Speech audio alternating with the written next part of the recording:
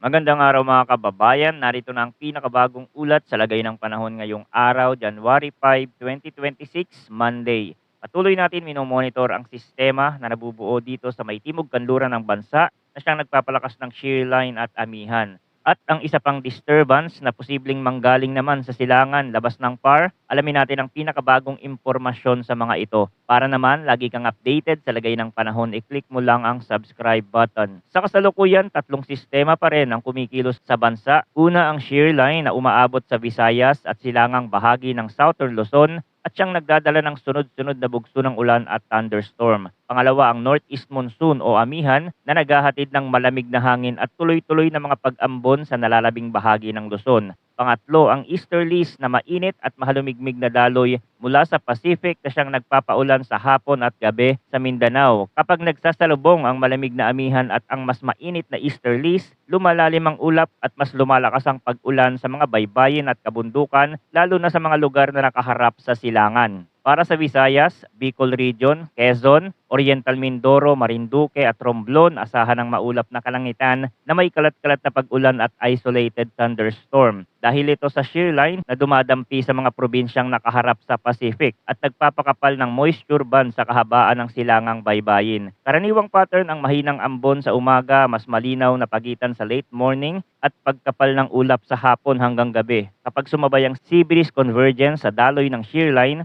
sa Albay at Sorsogon, mas maaga ang pagbubuo ng makakapal na ulap dahil direktang bukas sa Pacific. Samantalang sa Masbate at Romblon, mabilis ang pagbabago ng panahon dahil sensitibo ang direksyon ng ihip sa pagitan ng Sibuyan Sea at Ticao at Burias Passage. Sa Quezon at Oriental Mindoro, dumadagdag ang bulubundukin sa pag-angat ng hangin kaya mas mahahabang buhos ang posibleng maranasan kahit na paputol-putol ang mga ulan. Para naman sa Zamboanga Peninsula, Basilan, Sulu, Tawi-Tawi at Palawan, ang lagay ng panahon ay maulap na kalangitan na may kalat-kalat na pag-ulan at thunderstorm dahil sa easterlies. Kadalasan kumakapal ang ulap pagsapit ng hapon, lalo na sa mga lugar na may malinaw na sea breeze at valley breeze cycle. Sa Zamboanga del Sur at Zamboanga Sibugay, makikita ang panandaliang pagliwanag bago magtuloy-tuloy ang buhos sa bandang hapon. Sa Sulu Archipelago, mabilis ang pagbago ng ulap dahil sa inter-island wind channeling, kaya posibleng magkaroon ng biglaang malalakas na ulan na maikli ang tagal. Sa Palawan, lalo na sa hilaga at gitna, may kombinasyon ng easterlies at mga ripple ng shear line, kaya maaari ang 2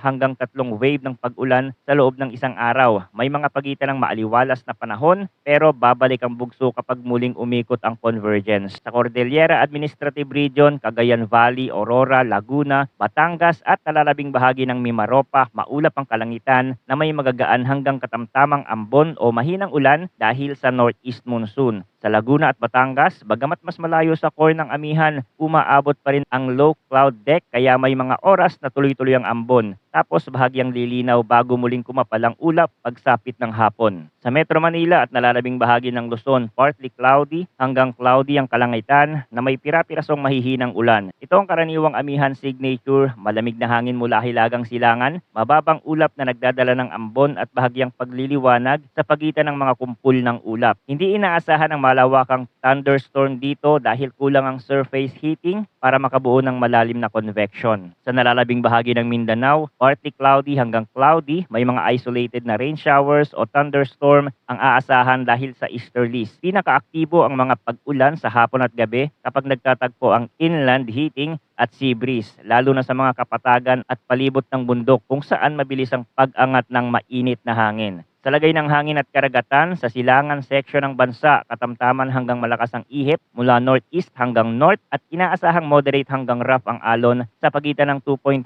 hanggang 3.7 meters. Sa nalalabing bahagi ng bansa, banayad hanggang katamtaman ang hangin mula northeast hanggang north at ang alon ay slight hanggang moderate sa 0.6 hanggang 2.5 meters. Tandaan na mas magaspang ang kondisyon sa mga baybaying nakaharap sa Pacific dahil sa mas mahabang fetch ng amihan habang mas kontrolado ang alon sa mga inner seas, maliban na lang kung may thunderstorm outflow na biglang magpapalaki ng wind wave sa loob ng maikling oras. Narito naman ang pinakahuling heavy rainfall outlook na inilabas ng Pag-asa kaugnay ng shear line. Inaasahang 50 hanggang 100 millimeters na ulan ang posibleng maranasan ngayon sa Camarines Norte, Camarines Sur, Catanduanes, Albay, Sorsogon, Northern Samar at Eastern Samar. Bukas, January 6, 50 hanggang 100 millimeters pa din ang posibleng maranasang ulan sa Camarines Norte, Camarines Sur, Catanduanes, Albay at Sorsogon. Sa Wednesday, January 7, 50 hanggang 100 millimeters ang posibleng ulan sa Camarines Sur, Catanduanes, Albay at Sorsogon. Mas mataas ang aktual na totals sa mga kabundukan at matataas na dalisdis dahil sa orographic lift at maaari ring tumaas ang localized totals kapag mabagal ang galaw ng convergence band at matagal na tumambay sa iisang lugar. Update naman tayo sa potensyal na low pressure system. Tulad ng mga naunang ulat, may nakikita tayong maliit na sirkulasyon sa timog kanluran ng bansa na inaasahang mabubuo. Mababa ang chance nitong maging ganap na bagyo at kung sakali mang umunlad, ang inaasahang kilos nito ay patimog kaya hindi inaasahan na lalapit sa kalupaan ng Pilipinas. Ang mas nakikitang epekto ay hindi direktang hagupit kundi ang dynamics nito sa malaking sirkulasyon. Sa madaling salita, maaari nitong hilahin o palakasin ang daloy ng northeast monsoon at i-realign ng shear line kaya mas lalong uulan sa mga linya ng salubungan sa Visayas, Bicol at Palawan habang lumalamig at humahaba ang mga pag-ambon sa amihan belt ng Luzon. Sa susunod pang mga araw o next week window, ayon sa pinakabagong reading ng iba't ibang modelo, dumarami ang miyembro ng ensemble na pabor sa pag-usbong ng isa pang low pressure system sa silangan, manggagaling sa labas ng Philippine Area of Responsibility. Ang inaasahang kilos nito ay pahilagang kanluran, posibleng dumaan ang sirkulasyon sa eastern portion ng bansa at mayroon ding senaryong lilihes ito pahilaga bago pa man sumampas sa kalupaan. Kung tuluyang maging tropical depression ang sistemang ito sa loob ng PAR, ang nakatakdang local name na ibibigay ng pag-asa ay ADA. Sa ngayon, long range forecast pa ito kaya marami pang pwedeng magbago sa track at lakas. Mahalaga ang bawat bagong datos na lalabas upang makita kung mas lalong magiging magkakatugma ang projection ng landfall o recurvature at kung gaano kalapit ang magiging hagip sa Eastern Visayas o Bicol Corridor. Upang mas maunawaan kung bakit sensitibo ang senaryong ito, tandaan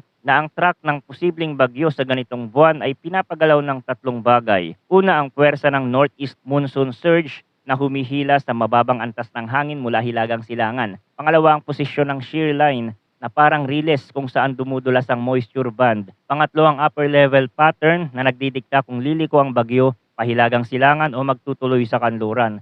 Sa sandaling ito, ang unang dalawa ay malinaw na aktibo, kaya logical na nakikita ng ilang modelo ang recurvature scenario habang may iilan na nagtataya ng mas malapit na pasada sa eastern seaboard bago kumambyo pataas. Ang ibig sabihin nito sa practical na pagbabantay ay kailangan nating tingnan araw-araw ang paglipat ng convergence at ang lakas ng amihan surge dahil sila ang unang magpapahiwatig kung alin sa mga track family ang mananaig. Patuloy po tayong tumutok dito sa ating channel para sa mga pinakabagong impormasyon tungkol sa lagay ng panahon. Maraming salamat sa inyong panonood at patuloy po tayong mag-ingat.